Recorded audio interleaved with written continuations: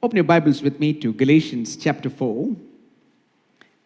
We are on a series from the epistle to the Galatian churches. And today we are going to look at Galatians chapter 4, verse 1 through 11. Galatians chapter 4, it's verse 1 through 11. When anybody is in Christ, according to the scripture, he or she is a new creation. The old has gone and the new has come. So, we have been saved out of this world and this age of the world, out of the culture of the world, into a new kingdom, new type of behavior, new type of family. And we are supposed to exhibit and display the character of the kingdom of God, the righteousness, the peace, the fruit of the Spirit. And according to the scripture, we have a new behavior now, and we are called to behave like the sons and daughters of the Almighty God. But we must understand that as long as we are living in this world, as long as we have got this worldly influence and the influence of the flesh that is around us, we are in danger of drifting back to our old lifestyle. Anytime, if we are not careful, we can get involved with the world and the affairs of the world and the things of the world. And Paul calls such a lifestyle to getting back to the elemental spiritual forces of the world. Well, I want to bring to you a message entitled, Overcome the Elemental Spiritual Forces. Overcome the elemental spiritual forces. I want you to introspect your Christian life now. Are you living according to the scripture, according to the new life that God has achieved for us on the cross of Calvary? Or through the years, have you drifted back to living according to the pattern of the world and the lifestyle of the world and the thinking of the world? A couple of years back, a new family came to church and they were very zealous for God.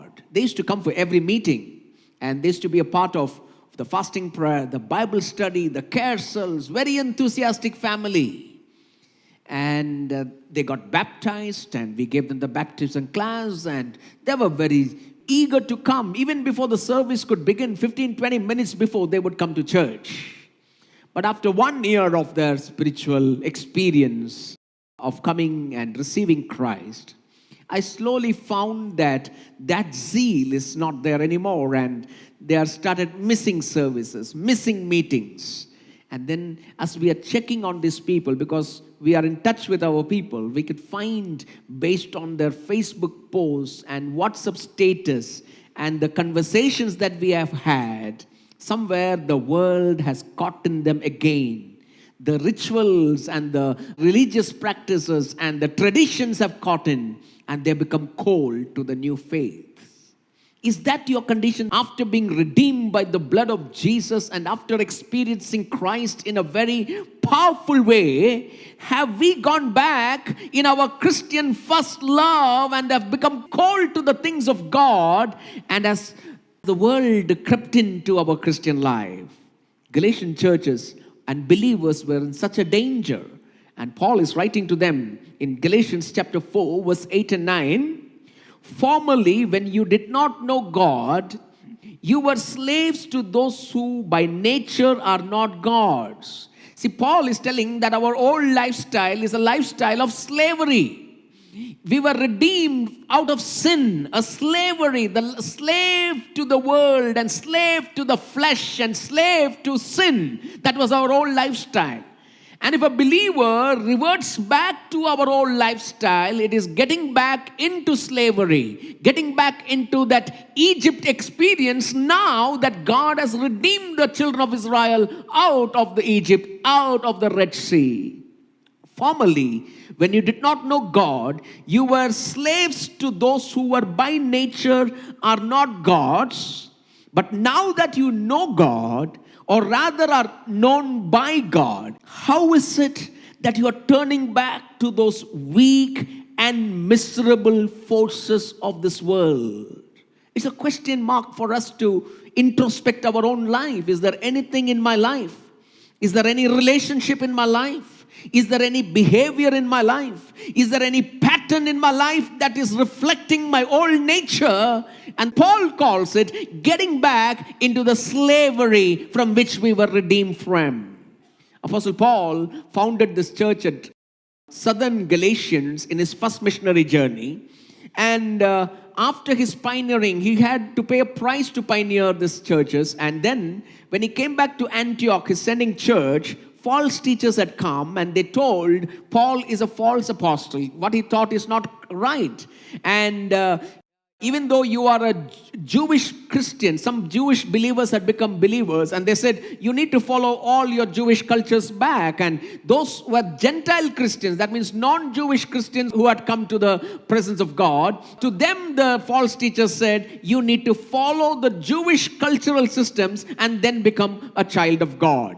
And Paul is countering that if you go back to the Jewish culture, if you go back to the Jewish religious norms and practices, and if as a Gentile you go back to your own practices from which you were redeemed, you are going back to those miserable forces, you are going back to the things which you were redeemed from, and it is as equivalent as slavery. I want you to see this cosmic realms of Paul, which I already took it in the first message. This is the cosmic realms of Paul. We can find that we were in the present evil age, which was ruled by flesh, the world, and the sin. And according to this age, there are practices. There are traditions, culture, practices, rules, and the way of the world, which are called the elemental spiritual forces of the world.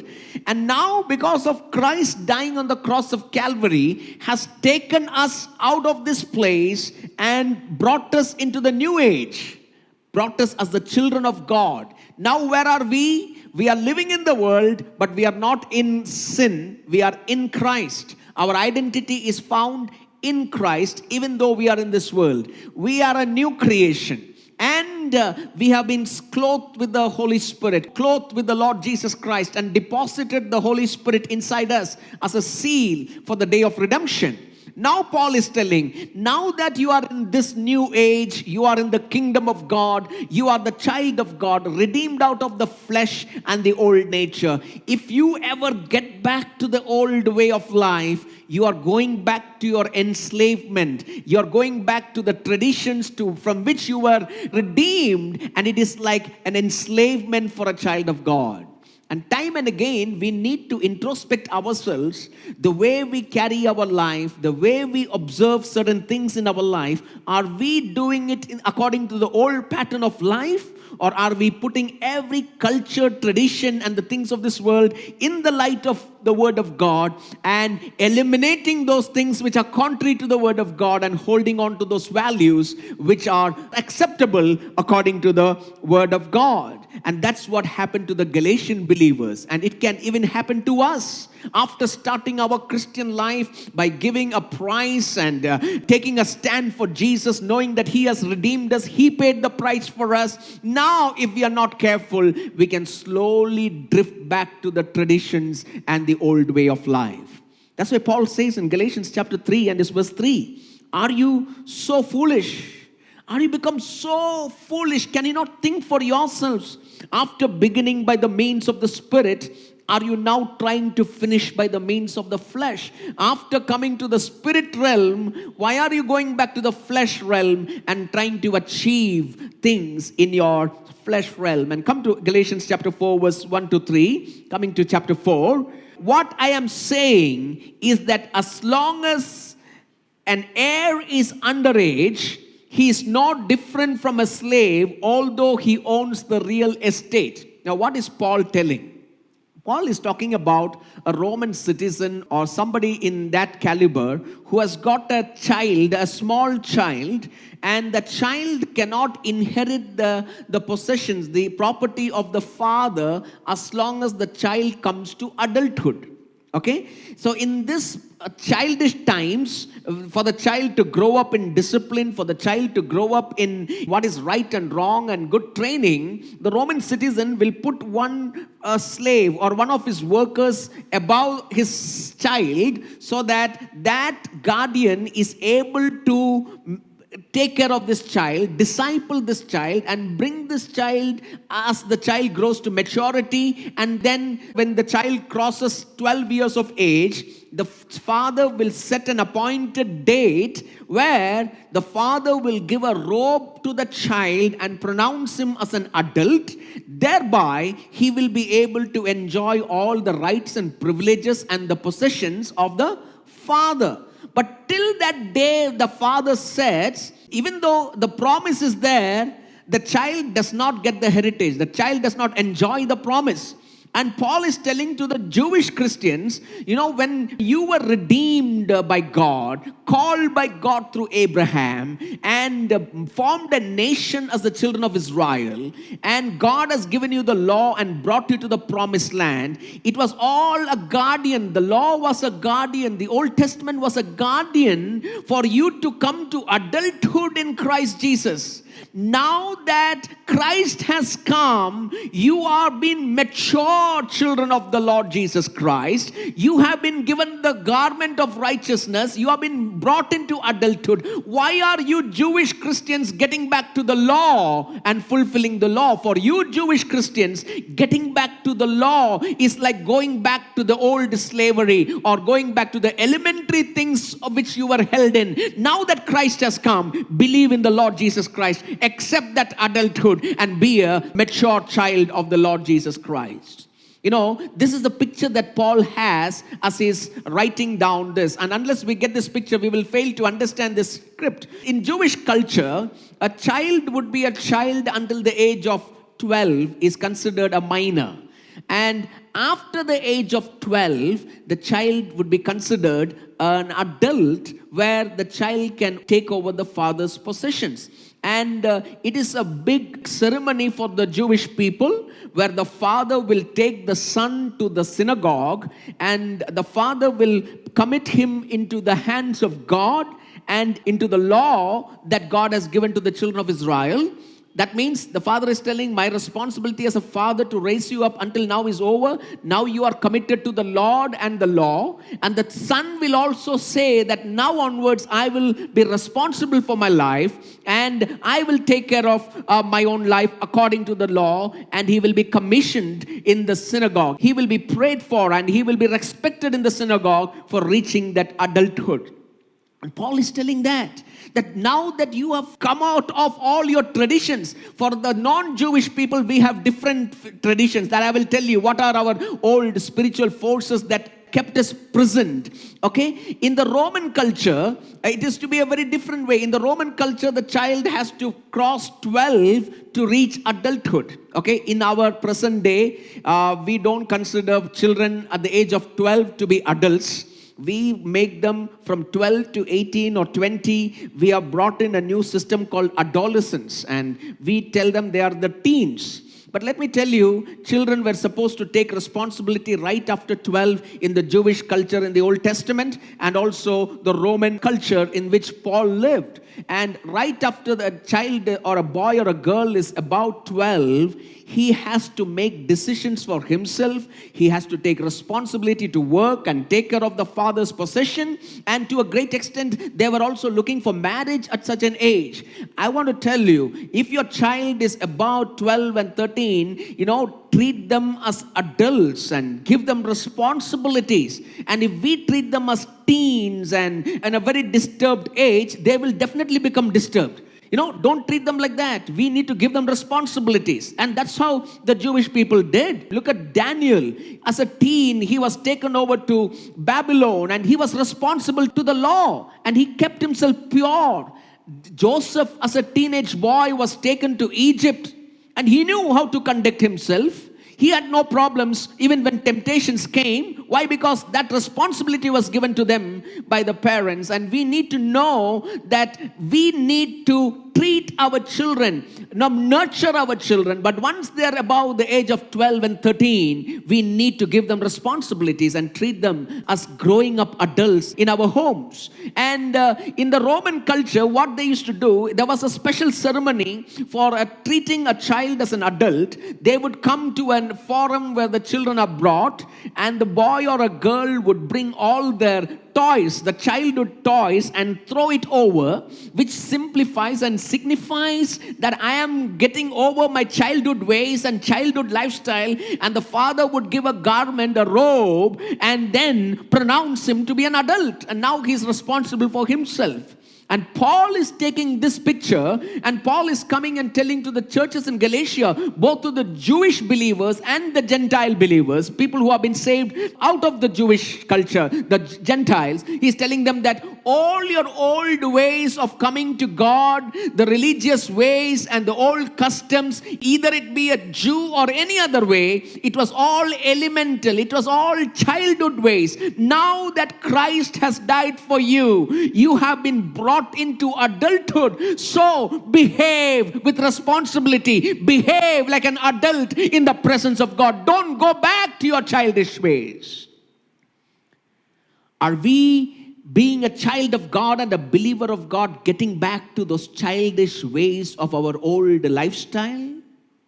I will tell you certain things which are the Gentile way of going back to the old way of life. Okay, all the spiritual laws or all the things that held us captive. Paul, writing to the Colossians, gives us that in Colossians chapter 2, elementary spiritual forces of the Gentiles. And even though we are saved, we are also held captive under these things, and we are in danger of getting back to these things after being a child of God. So elementary spiritual forces of the Gentiles, what are they? Colossians chapter 2 and this verse 8. Paul says, see to it that no one takes you captive through hollow and deceptive philosophy, which depends on human tradition and the elemental spiritual forces of this world rather than on Christ. If any of our practices are not rooted in Christ, and we practice it because of our culture saying so, we are getting back to that old slavery and practicing what we were practicing before coming to faith. And we need to get rid of that. Otherwise, we are getting enslaved after being delivered by Christ. Come to Colossians chapter 2, verse 20 and 21.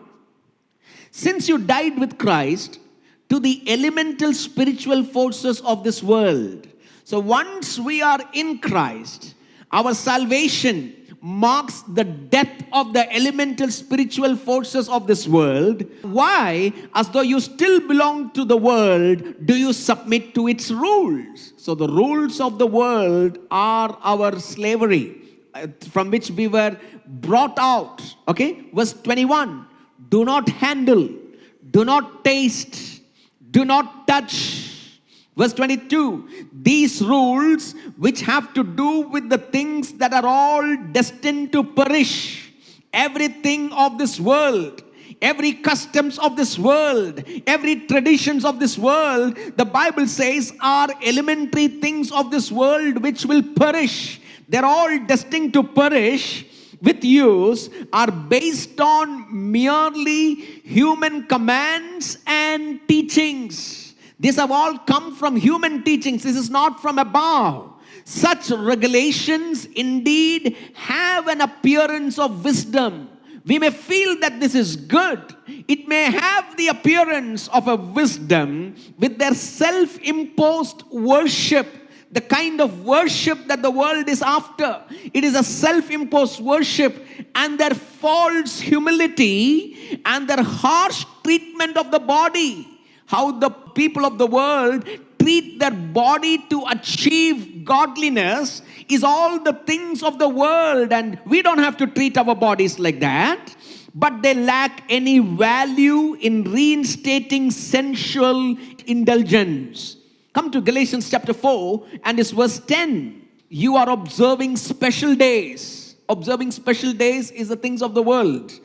And months and seasons and years. Now, in this list, Apostle Paul has given us a list of things that can entangle a child of God, from which we have been already redeemed. If we are not careful, we can get back into the slavery, and being a child of God, we can be entangled in this. And Paul is telling you need to come out of that. I want to go a little bit detail into the list that Paul has given. First is philosophy. What is a philosophy? Philosophy is any knowledge of this world that rises up against the knowledge of the Word of God.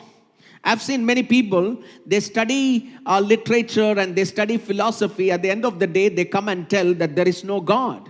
That is the influence of philosophy into this world. Not all philosophy is bad, but many of our children have had such influences.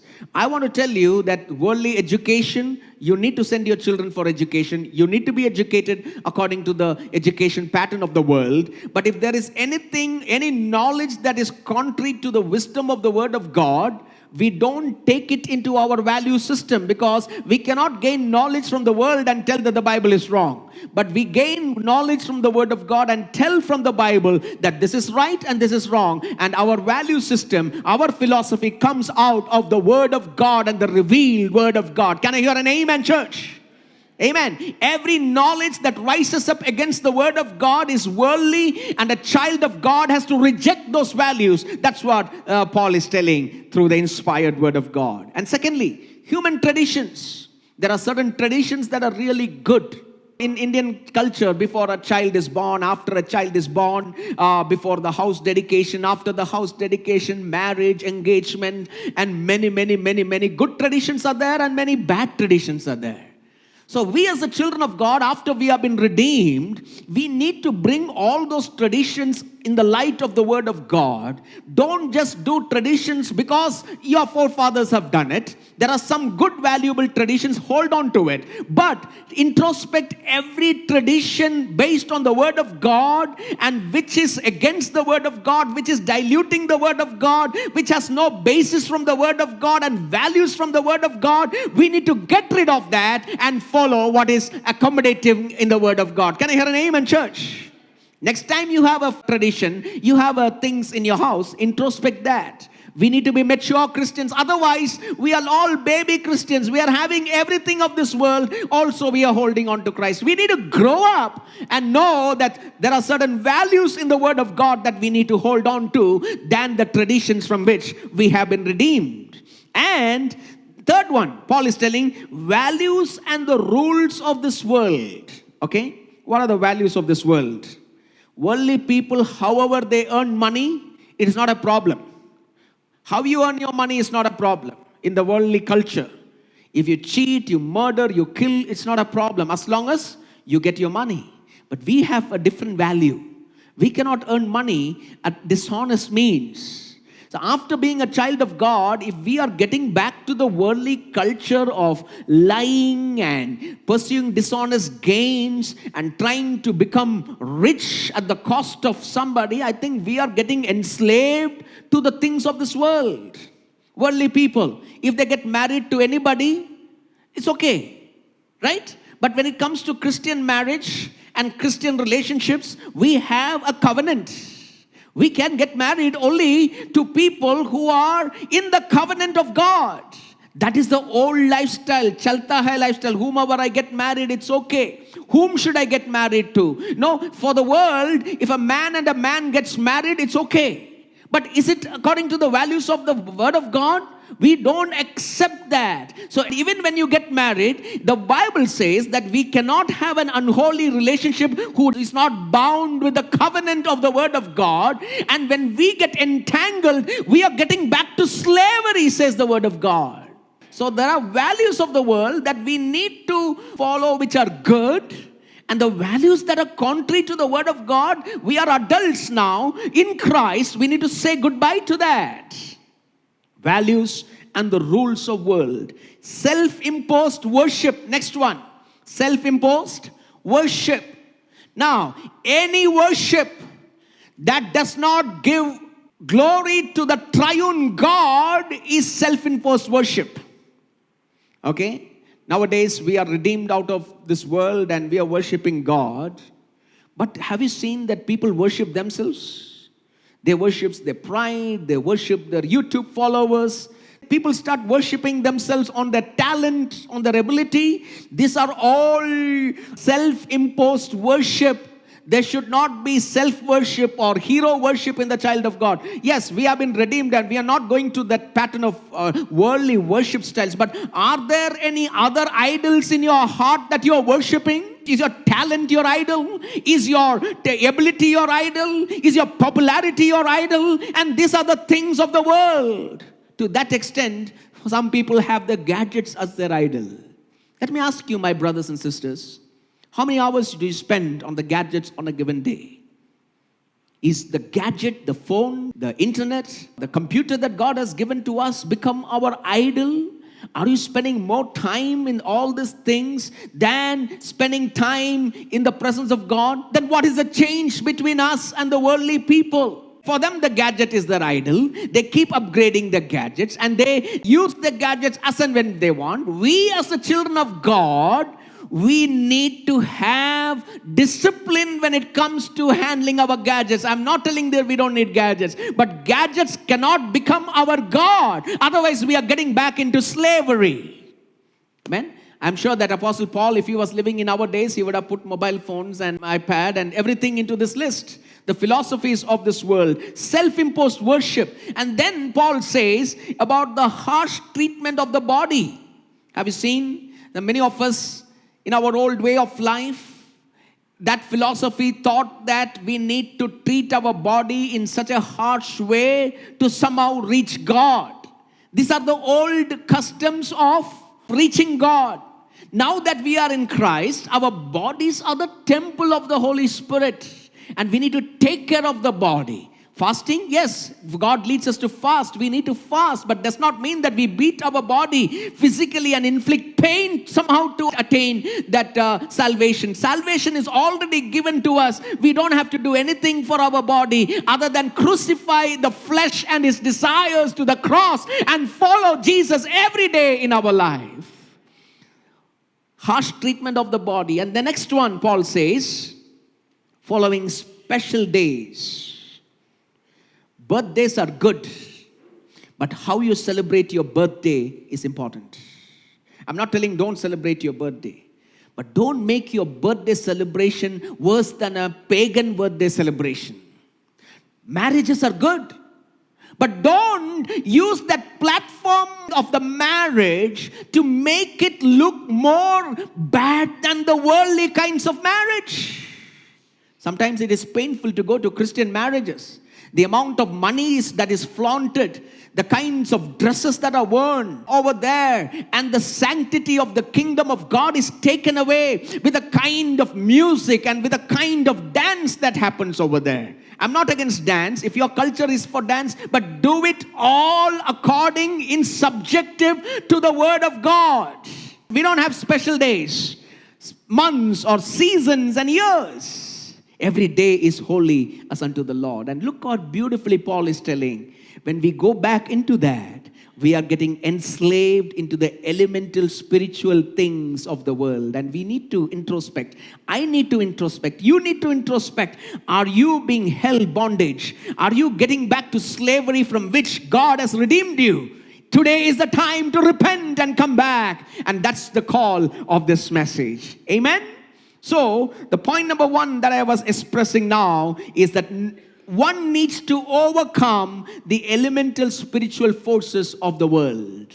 And every one of us have to do that.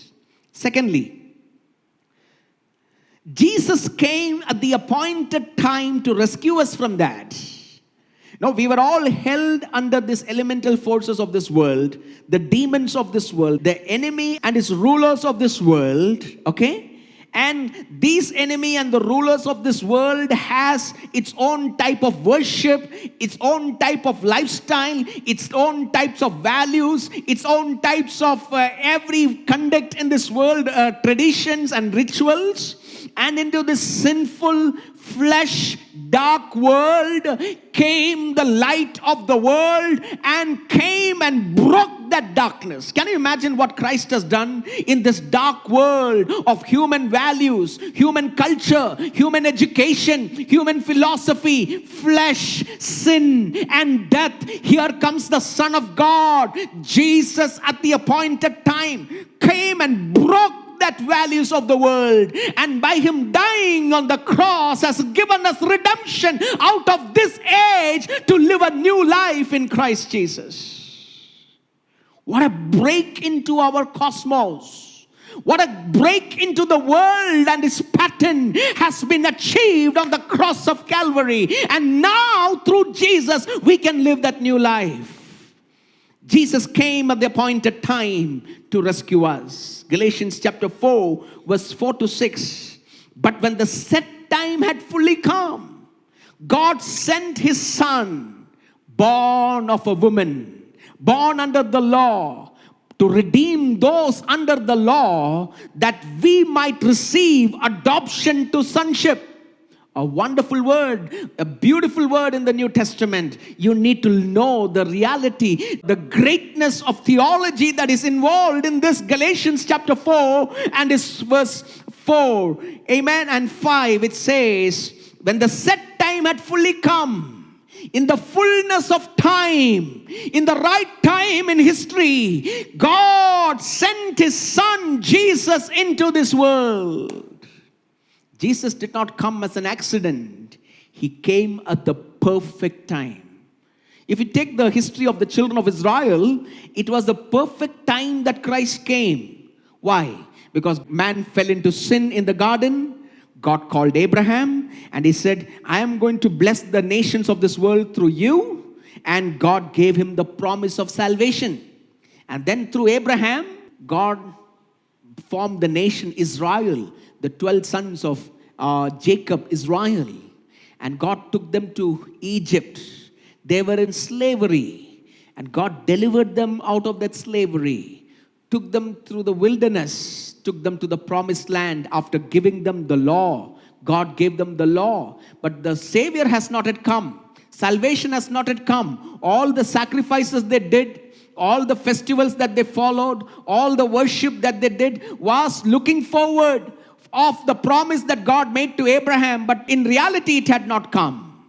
And then God took them to the land flowing with milk and honey, Canaan, promised land. And God said, you shall not intermarry with the heathens. You shall not have any other gods before you. But when prosperity came, when things were going fine, they started intermarrying with non-Jewish people and they brought in foreign gods and the kingdom divided into the northern kingdom and southern kingdom called Israel and Judah. And they all went away from God. And the northern kingdom, because of their sin, was defeated by the Assyrian, called as the Assyrian captivity. The Assyrians came and the people of Nineveh came and defeated the northern kingdom. And they are no more. They have been scattered and intermingled with the races of the world. And the southern kingdom had a warning that if you go away from me, what happened to the brothers on the north will happen to you. They did not listen to the warning, and comes in the Nebuchadnezzar and his army, defeat Jerusalem, destroy the temple, take the people captive all the way to Babylon. God was working through the history of Israel to bring the Savior, Jesus Christ, the Messiah, Jesus Christ. And do you know what happened? After the second captivity, after going to Babylon, when they returned after 70 years and the exiles came back, history says that there was no more idol worship in Israel. They stood true for the Lord. They took away idols. And even when the time was there where there were foreign elements coming and trying to pollute their worship, there are people who have gone and given their life to take away idols from the temple. If you study the history of Israel after Malachi, in those dark ages, in those intertestament periods, people stood for the truth so that the Messiah would come. And God prepared the land of Israel at the right time. God sent his Son, the Messiah, into the land of Israel. That is the Lord Jesus Christ. Jesus came at the appointed time for the children of Israel. You understand what I'm telling you? How God got the nation, purified the nation. They took away idol worship and Christ came. And now, when Jesus came, the Old Testament canon was completed. And the scripture had pointed out that Christ is coming. And it was the appointed time. Why? Because the Old Testament canon, the inspired scriptures of the Old Testament was completed. So it was the appointed time. You look at around 300 years before Jesus, Alexander the Great had conquered the major part of the Mediterranean. And what did Alexander the Great do? He Hellenized. He brought in the Greek culture in the entire region where he was reigning, because of which the Greek philosophy and the Greek language took precedence. And by the time Alexander the Great died, everybody in that province started speaking Greek, which became a great tool. Greek became a great tool for Paul and the New Testament writers to write about Jesus and the church life and the letters, so that everybody in that region could read about the gospel of Jesus Christ. So in literature, it was the right time. Culture, it was the right time. In the time of Israel, it was the right time. And then you look at the Romans that came after the Greeks. The Romans brought in the Pax Romana, the Roman peace, and the Romans developed roads and the postal systems, and the Romans developed the sea routes that would go from Israel and Rome all over the world. And Jesus came at a time when the Romans were ruling over Israel. And look at the impact of Acts of the Apostles, because of the Greek philosophy, because of the Roman Pax Romana, the peace, the postal systems, the road, and the sail routes. The apostles could go to the ends of the world proclaiming the gospel of the Lord Jesus Christ. Jesus came at the appointed time into this world to dispel the darkness of this world. Amen. That's what that verse says. But when the set time had fully come, God sent his son. Jesus was not a last minute arrangement by God. He was not created at that time. He was existing before he could be incarnated. But God just chose to send him at the appointed time. John chapter 1 and this verse 1 says, in the beginning was the Word, and the Word was with God, and the Word was God. That means Jesus existed before he came, but only for the right time for the people before Christ and after Christ. He came at the appointed time. Do you imagine the Lord that we serve is a great God? There is no other God like Jesus Christ. He came as the Lord and the King of this world. Can somebody shout a hallelujah? Amen. God sent his son, born of a woman. Who is Jesus? The Son of God. Who is Jesus? Seed of the woman. He has to be the Son of God. Come to that, please. Jesus had to be man in order to substitute our sins. Jesus had to be God to have the power of an everlasting and eternal life. Jesus had to be God to conquer sin. Jesus had to be man to take the sinner's place on the cross. And Jesus is the perfect sacrifice. There is no other God. There can be none other than Jesus that can take the place of man and the sins of man, because he, being 100% God and 100% man, is fully equipped to take your sin and my sin and give us eternal life. But Jesus was also born under the law. God gave Israel a law, and Jesus came under the law and became the curse of the law. Come to Galatians chapter 3 verse 13.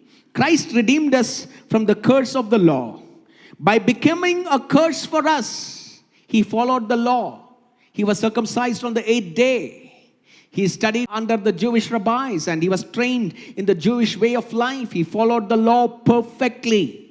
Nobody could follow law, but Jesus followed the law. He came under the law and he fulfilled the law, and he died on the cross as a curse of the law. Come to Galatians chapter 3 verse 13. Christ redeemed us from the curse of the law by becoming a curse for us. For it is written, cursed is everyone who is hung on a pole.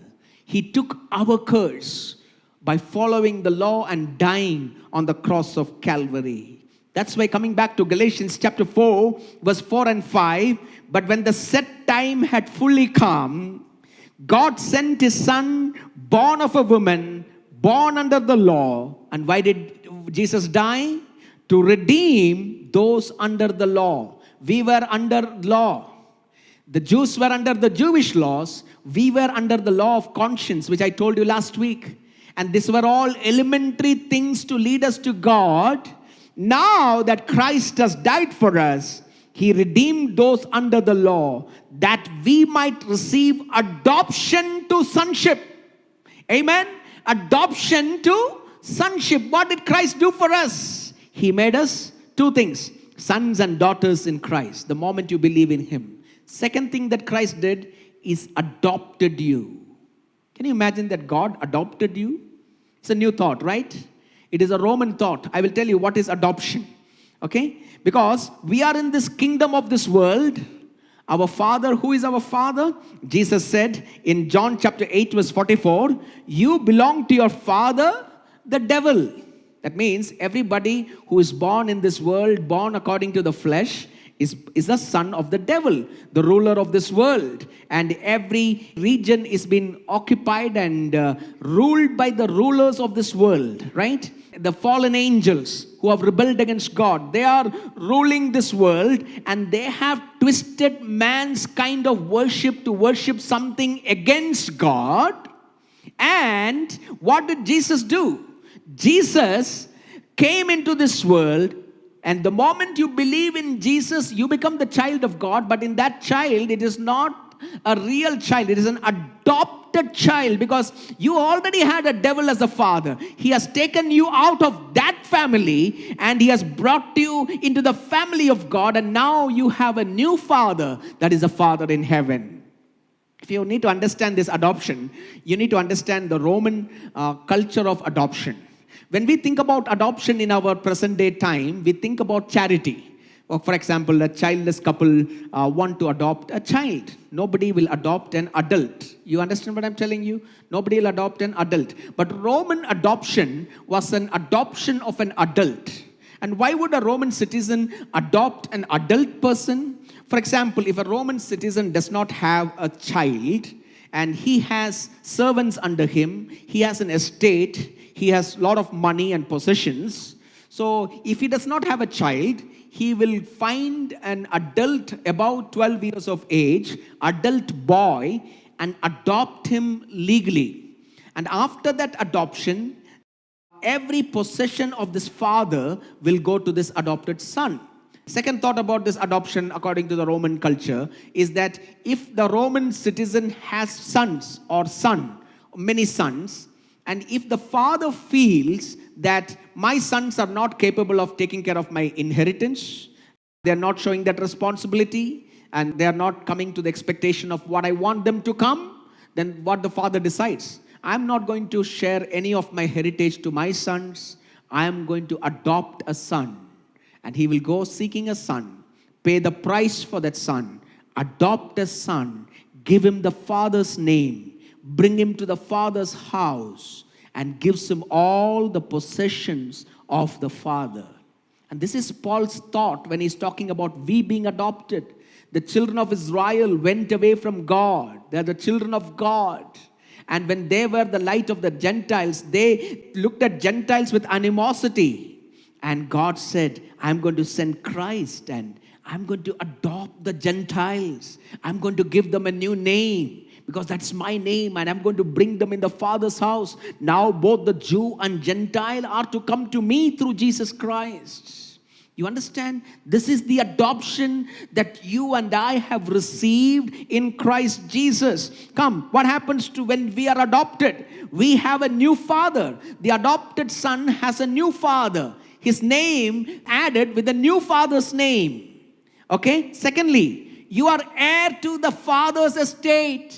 That's why God has blessed us with all godly blessings, and we have an inheritance at the coming of our Lord Jesus Christ. This is the inheritance, because God, heavenly God, is our Father, and His inheritance is my inheritance. Can I hear an amen, church? Amen. All the adopted sons' previous debts and responsibilities were wiped out the moment you believe in Jesus Christ. All our previous debts, our sins, our responsibilities because of sin that came into us were wiped out. We are made clean and brought into the kingdom of the Father. This is like a Roman citizen adopting an adult child. Paul is picturizing how you come to Christ. And then the adoption would have to be purchased with a high price. The Roman citizen will have to do that. And that's what God did. He put his son on the cross of Calvary. He gave his life so that you and I can be adopted into the family of God. What a privilege that we have in Jesus Christ. Keeping that in mind, what is it? We were born into the elemental things of this world. Okay, listen to me this very carefully. This will keep your biblical foundation very strong.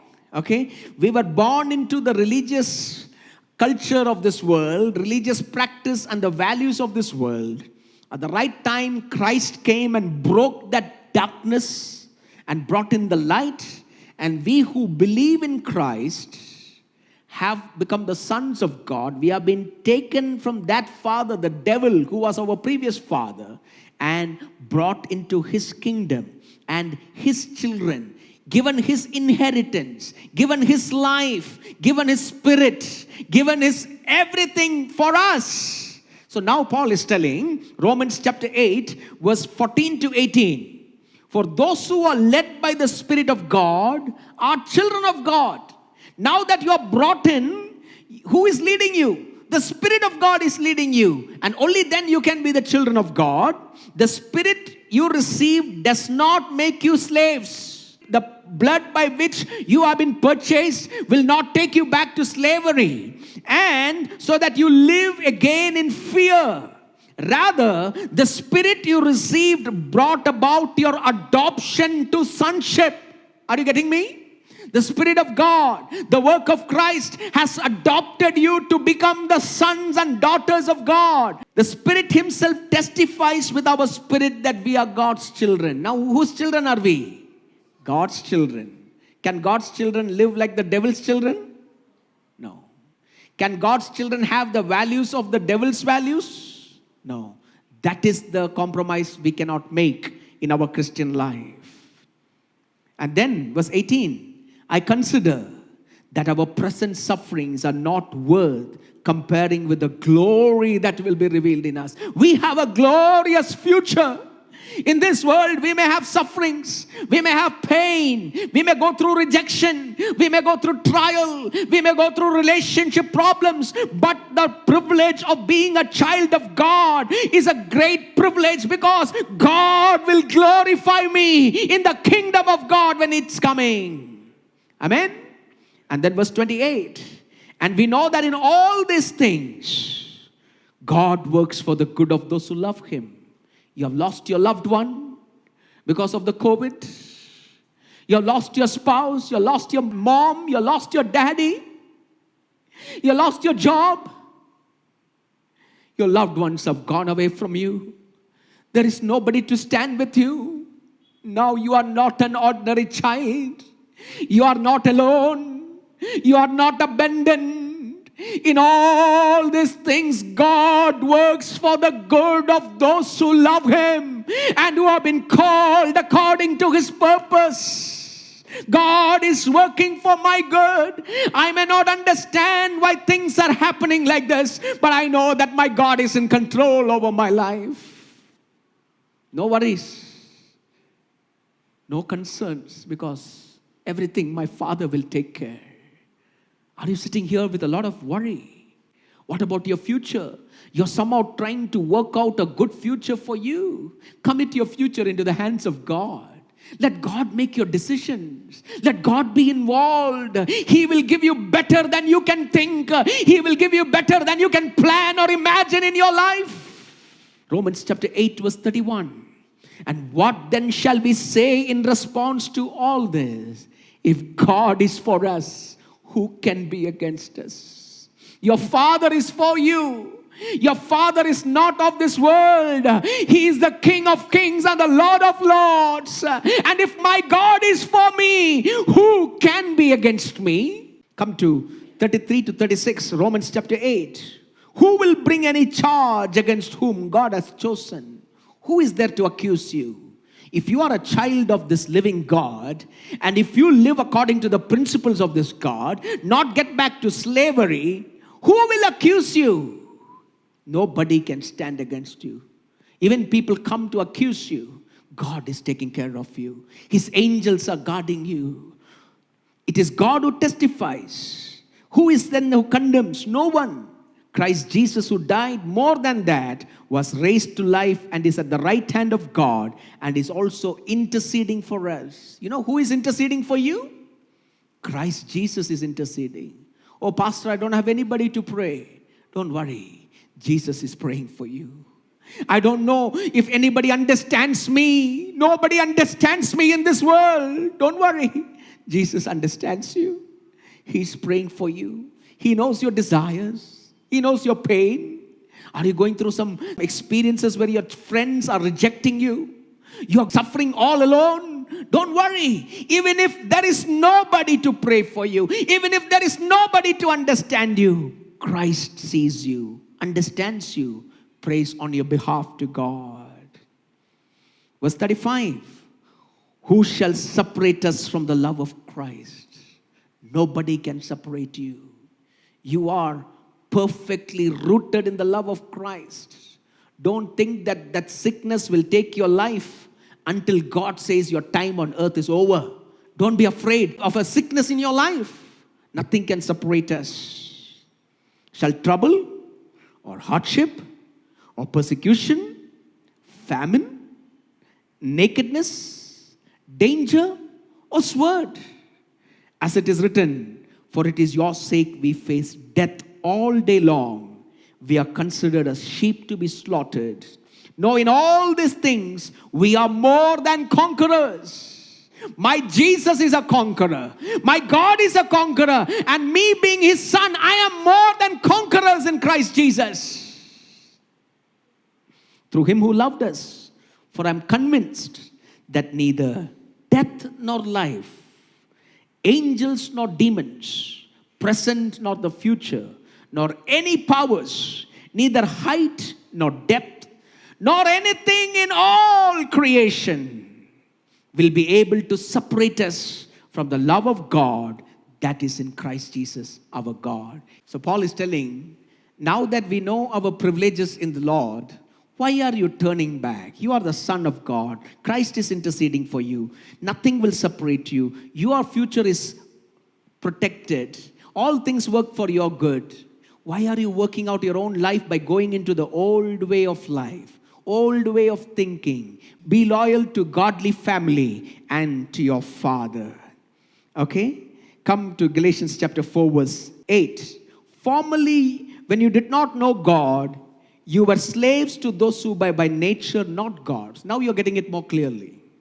But now that you know God, or are rather known by God, how is it that you're turning back to those weak and miserable forces? And look at Paul's burden in chapter 4 verse 11. I fear that somehow I have wasted my efforts on you. I've taught you all this while. Why are you forgetting it? Why are you getting back to your old lifestyle? Understand your privileges of being a child of God and be loyal to your Father. Be a responsible son and be loyal to your heavenly Father. And Paul picturizes that when we turn back to our old way of life, old way of thinking, old way of living, it is like the children of Israel after being delivered from bondage, wanting to go back to Egypt. Do you remember when God delivered them from Egypt and the Red Sea came? You know what they said? In Red Sea, in Exodus chapter 14, verse 11 and 12, they said to Moses, was it because there were no graves in Egypt that you brought us out to the desert to die? What have you done by bringing us out of Egypt? Didn't we say that you in Egypt, leave us alone? Let us serve the Egyptians. It would have been better for us to serve the Egyptians than to die in the desert. After being delivered by God, the Israelites are telling, yeah, let us go back to Egypt. And many believers are today like that. You have been delivered by God and you're telling, better, the old life is better. I can enjoy this world. I can make a lot of money. I can have my will. And this is enslavement, says Paul. And they were never satisfied. Time and again, they wanted to go back to Egypt. They did not have water from the rock to drink. They said, better go back to Egypt. They did not have meat to eat. They murmured against Moses and said, we want to go back to Egypt. How's your life? How's our life? Are we living in the new life that God has given to us as the children of God? Or are we going back to slavery from which God has redeemed us? Take a moment this morning and introspect your life. Everybody, what are the things of the world that are entangling you? It may be a relationship. It may be your money.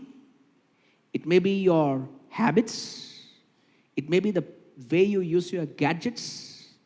It may be your self-worship of your own life, your talents. What are the things? Everybody, you need to introspect yourself. What are the things today that are showing the signs of slavery of a non-regenerate child of God? Is there anything that is enslaving you?